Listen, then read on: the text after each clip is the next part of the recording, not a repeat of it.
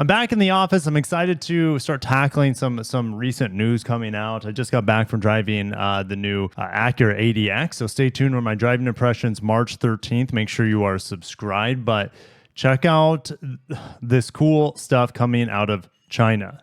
All right, this is very groundbreaking, I would say, for Toyota. They have just come out with this vehicle. Now it's called the BZ3X. Yeah, don't confuse it with this vehicle. This is coming 100% to the United States. This other vehicle, well, we'll talk hypotheticals today. Again, stay tuned. March 11th, Toyota's revealing a new vehicle, and it has been officially announced for America, but I'm like 99% certain it is coming. This is going to be the new CHR based off the BZ compact SUV concept that was at LA Auto Show in 2020. Was it 2022, 2023? Years. All right, so we're getting back to GAC Toyota. GAC Toyota is, well, it's a joint venture with GAC and Toyota. And you can just see the different designs on their cars. They call the RAV4 the Wildlander over there. Just look at the different front end of it. It's quite wild. The Venza looks pretty much the same. I think the grille actually might be a little bit more aggressive. We don't get this fancy of headlights in our Corolla Cross. Look at the paint matched wheel arches on the BZ4X. If we got the BZ4X with paint matched wheel arches, it would be a much better looking vehicle. And China gets it. We don't get this aggressive front end on the Corolla either. I wish we got the Alphard. There's just all this cool stuff. We get the Mirai though, well, sort of. And the front end of the Camry is also different. Let me see if I can find the front end of the Camry. Look at that. That's a very different looking Camry compared to the one we have. I think it looks worse though. And they have the Sienna over there too. I'm sure it's exported from the United States, interestingly, right? With tariffs and everything. So let's click on the BZ3X. And we'll do some conversions here, but this is making a lot of waves. All right, so the base model here starts at 109,000. Let's just put 109,800 yuan to US dollars. Guys, this brand, I know it's an EV. Hold on. We'll get into the powertrains here in a little bit. But guys, if there's a Toyota EV that looked like this in the United States for $15,000, it would break the market here. And China is just another EV. But it's just, I like talking about this because all Toyotas are fascinating to me, whether we get them or not. Maybe it's something to look forward to. Maybe one day we'll have affordable cars again. There are different battery packs here. So for the cheapest one, 430, I believe these are the kilometers that they're rated at. And the cycle over in China is awfully conservative. All right, so 430 kilometers. Let's just get the calculator out. So 430 kilometers times, so 266 miles, but let's divide it by, it's roughly 213 miles. I'll say that. It's probably around 213, 215 miles of range. And I believe they're using LFP battery packs. I wouldn't be surprised if they're sourced from BYD because Toyota also has a joint venture with BYD. All right, so 213 miles for that guy. Let's go ahead and click on the 520, which also starts coming. Guys, look at these prices. So this is LiDAR. I believe this one comes, you see the LiDAR sensor here. So the 520 Pro Intelligent Driving has LiDAR, has really good autonomous driving, probably better than just about anything we have in the United States, maybe comparable to something like full self-driving. All right, well, Tesla's full self-driving is not full self-driving. You know what I mean? That's just what they call it. All right. So 149, about 150,000 Chinese yuan, $20,000, guys, for really high-end technology here on this BZ3X. I think it looks good. I think it looks much bigger. I would say it's maybe similar in size to, it looks like a RAV4, to be honest. All right, let's check out the miles on this one. 520 kilometers. Divided by or times 0.62, so 322 miles on their cycle. Let's divide it by 1.25, so about 260 miles of range here. And then we get to the biggest one, the biggest battery pack. They just have one spec here, which I don't think it loaded. It's not loading properly. You see that because it goes back to 430 air. So it's not loading properly, but let's go ahead and check out what 610 kilometers would be roughly on the US cycle. 378 miles, 1.25. So 300 miles. You get 220 miles range, about 260 miles range, and what was it? About a little over 300 miles, somewhere around there. All right, very, very impressive to have that sort of customization for your battery pack. There's a video for us to watch, 2 minutes. I'll go ahead and pause in certain areas. Look how clean this interior is. No buttons for climate control. That means it's all in the screen, for better or for worse, right? Oh, wow. Okay, they have this advanced park function. Check this out. What do you think of that steering wheel? There's like hardly any buttons on it. Very, very clean. Okay, these are other BZ3 models. Look at the big pano roof on there. BZ3X models. I think it looks better than the BZ4X. I mean, they have very similar design traits. You see this crease here in the rear fender. I mean, it looks right in line with the BZ4X, and it's just not as sporty because the roofline is more like a wagon. This is like an EV wagon essentially that we do not get. Look at the seats that fold all the way down. Are you kidding me? Am I seeing that right? Look at that. That's a driver's seat, so you can lay all the way down while it's charging. That is incredible. Yamaha speakers. Only company using Yamaha right now is Mitsubishi. They just started putting Yamaha speakers, and I don't know why the Japanese don't incorporate more Japanese, like Panasonic, or I know Panasonic has other subsidiaries, audio brands underneath them. Yamaha, it'd be sweet to have Yamaha speakers inside of Toyotas. Well, they're doing it over in China. Okay, it looks very spacious. Big vanity mirror. Okay, the door handles pop out. Lots of headroom. The kids can stand up inside, which is nice for loading and unloading kids. 360 camera I just saw, of course. I mean, look at that orange interior. That's bold. I'm into it. Let me know if you guys like the orange interior. Toyota safety sense, but of course it has like next gen, way past that with its autonomous driving that we don't get stateside. All right. Now they have different laws and regulations over there when it comes to autonomous driving in China, but it's going to be a lot easier to like Tesla has better self-driving technology in China that they're rolling out than what's available stateside, for example. Orange interior, it's a bit orange sherbet. I like the ladybug here. Pretty cool. Oh, here's a look at the cockpit. So different. I mean, it looks like a concept car, to be honest. Doesn't it? Like there's no HVAC buttons. There's hardly anything on the steering wheel. You have some window switches, but it looks like a concept car on the inside. And in some ways, it kind of reminds me of the new Santa Fe's interior. Of course, you have ambient lighting in here. Cool light bar on the front that you just saw in the background. And vehicle to load. Imagine that. There's vehicle to load in a Toyota EV, not in the United States. Yeah, this looks, I mean, honestly, I'm getting vibes of the Santa Fe interior, which is a good thing. I really like that car. Well, I like the interior design for sure on the Santa Fe. Yes, this is their intelligent driving system, Momenta 5.0. They're licensing this. They use a LiDAR. There's like really no cars in America that are even using LiDAR. Like how far ahead, this is mind-blowing, guys. How far ahead in terms of technology is this Toyota compared to $150,000 Lexus LX, right? And this is a tenth of the price compared to like a Lexus LX with the highest Lexus safety sense, for example. So it's just absolutely incredible, the technology that's seen in China, in the Chinese market on cheap cars. It's just mind-blowing. They call Momenta's intelligent driving the most advanced driving algorithm called Deep Fusion. Pretty cool. All right, 27 sensors. The only thing that maybe comes close in the United States is going to be the new Afeela car, which has like, is it 40 sensors, something like that? 11 HD cameras. Toyota can barely manage, I wouldn't even call them HD cameras. They can barely manage 4 low definition cameras on most of their cars in the United States. 12 ultrasonic radars. You have 3mm wave radars, and of course the LiDAR on top. So this thing is absolutely cutting edge. For $20,000, you get all of this technology, all this safety features. It's not fair. And of course, they're projecting it to get smarter and smarter over time. With how they can fold the seats in here, they can just turn it into like a big living room, which is pretty cool. Look at the flat floor, essentially, you can create inside of here.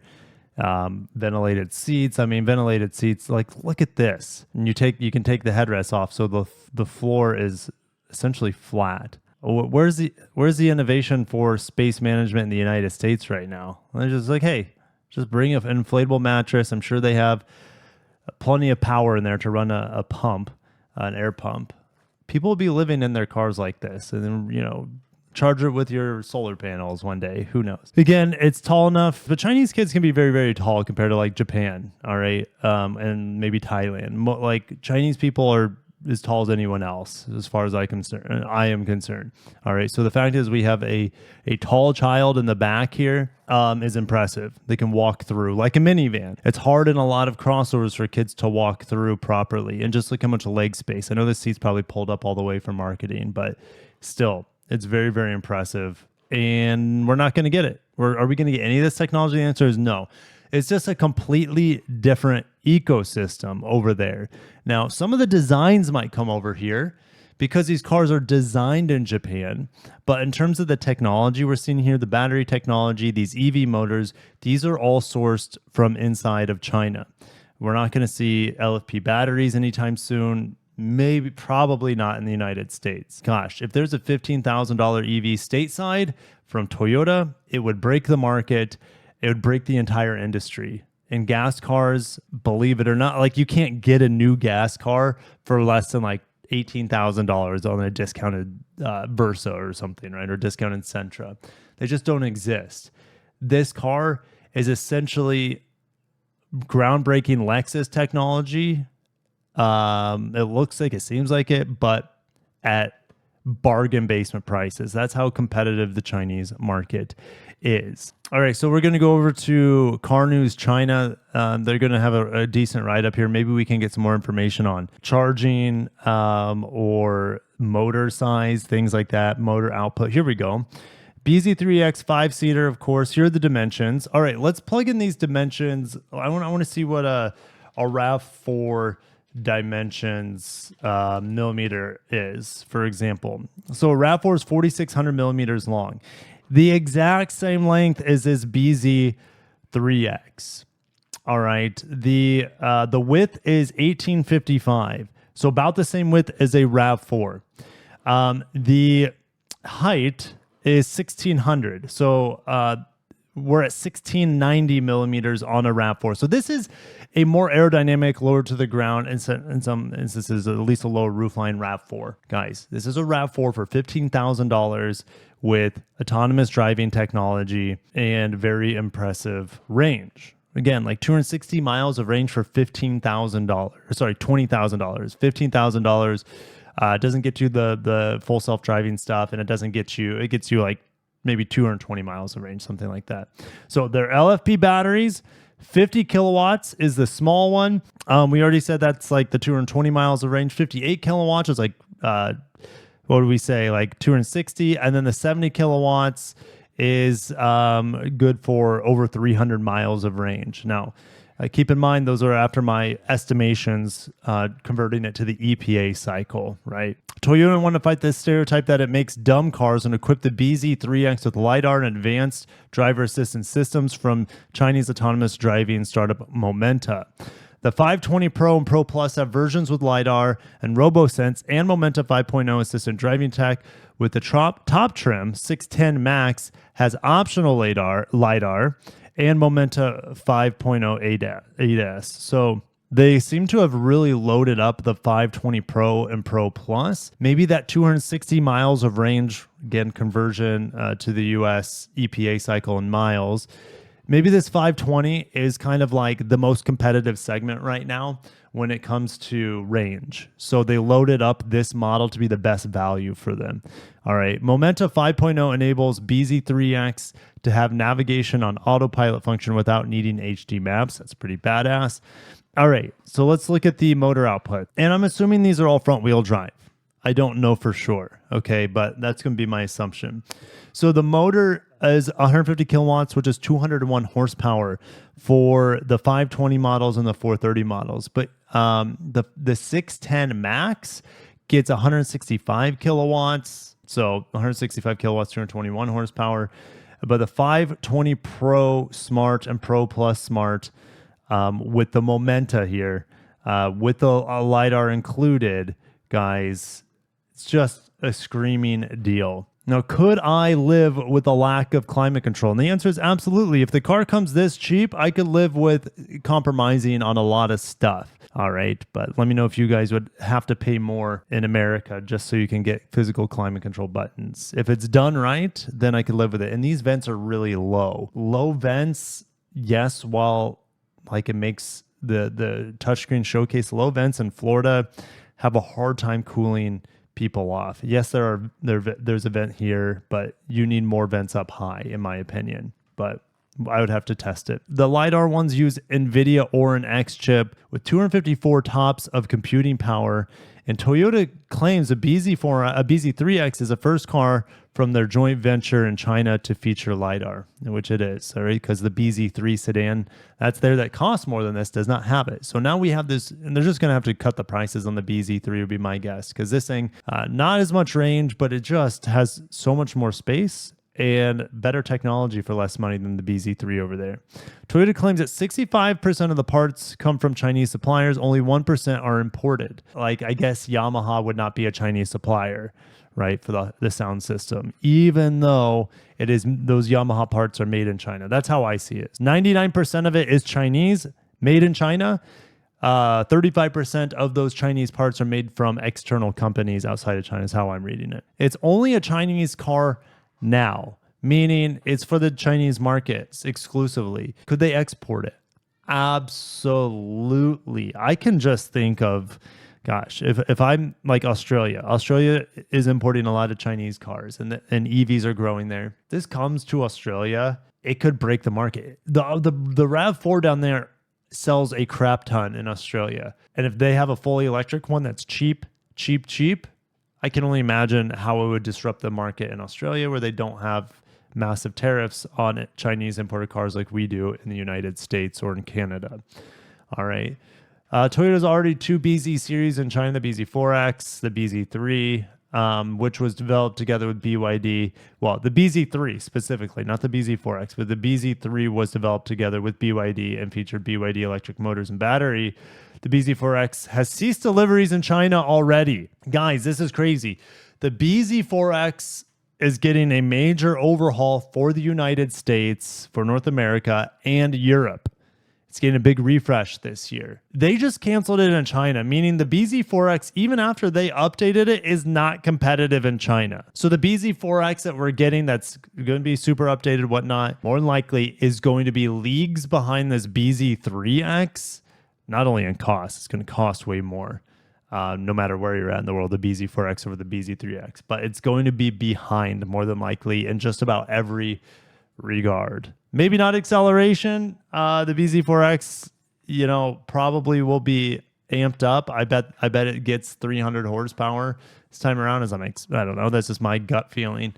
But the BZ4X has already been canceled in China. And the BZ3 sales are surprisingly not as bad as you would expect. In January, the company sold 3,500 units, up 45% year over year. Ooh, we have some more images here of this car. Again, essentially a more roomy, right, because of the short overhangs compared to a RAV4. Wheelbase is very long. It's just as wide, roughly, as a RAV4. And it looks good.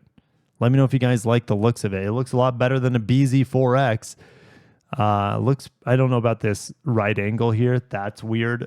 It doesn't really flow with the design. I guess it kind of flows with this right angle, so maybe. But holy smokes. Toyota received 10,000 orders within an hour of the launch, and its server crashed. This BZ3X is crashing servers. The demand for it is bubbling over. Early buyers are eligible for a limited time discount of 5,000 yuan, $700 US.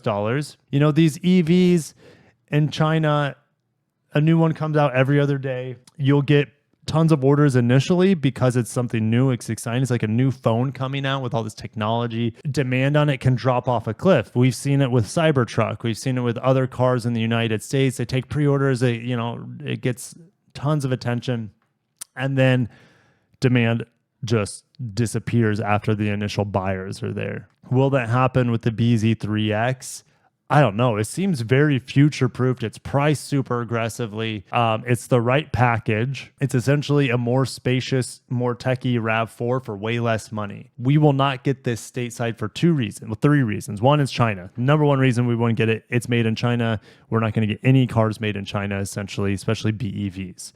All right, from Toyota. Number two reason why we're not going to get this vehicle. Well, the BZ4X still exists here. Unlike it's been, like I said, it's been discontinued in China. So the BZ4X is getting a refresh. We're also getting a BZ. It's going to be the CHR, more than likely, CHR EV. So we have a majorly refreshed BZ4X coming from Japan.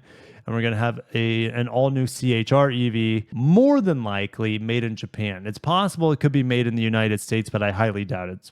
It's 99% sure. Actually, I've seen documents. I'm like it's 100% sure, in my opinion, the CHR EV going to be built in Japan. It's cool what's happening in an alternate universe in China. Affordable cars that are so forward with technology that they can pretty much drive themselves. Cars that get great range and are very spacious and luxurious on the inside for $15,000 to $20,000. Also, you guys in the comments, let me know if you would rather have this over the BZ4X stateside. You know, here's the thing. Here's another thing, guys. Here's another thing. We're also in our market. I mentioned this in a video that I made on Lexus last week, and I put in a lot of Toyota information. There's another vehicle coming out called the BZ4X Touring for Europe and the United States. We're supposed to get that alongside the new CHR electric, as well as a refreshed BZ4X. Could this be, this is kind of the last little cliffhanger. Could this be the BZ4X Touring, but made in Japan instead of made in China? They would have a clone to this. It wouldn't have the same Momenta autonomous driving. It wouldn't have LiDAR. And it would cost probably 2 to 3 times as much. Could this be a BZ4X Touring for other markets? It's a possibility. I'll just leave it there. Thank you guys for watching. Stay tuned for more Toyota updates. I'm going to have so many reveals for you guys by the time summer rolls around for Toyota that you do not want to miss it. So make sure you're not only subscribed, but hit that bell icon for upcoming Toyota and Lexus reveals. Thank you so much. Have a great day and peace.